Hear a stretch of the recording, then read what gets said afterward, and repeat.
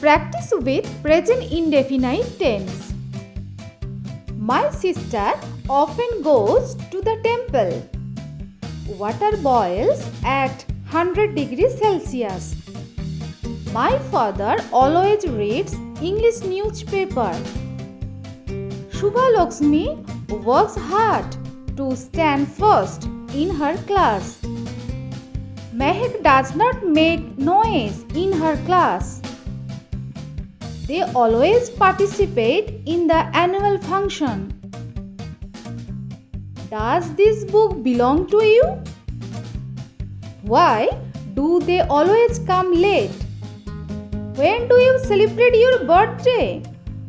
Our school begins with prayer daily. Dear learners, thanks for watching. Don't forget to subscribe.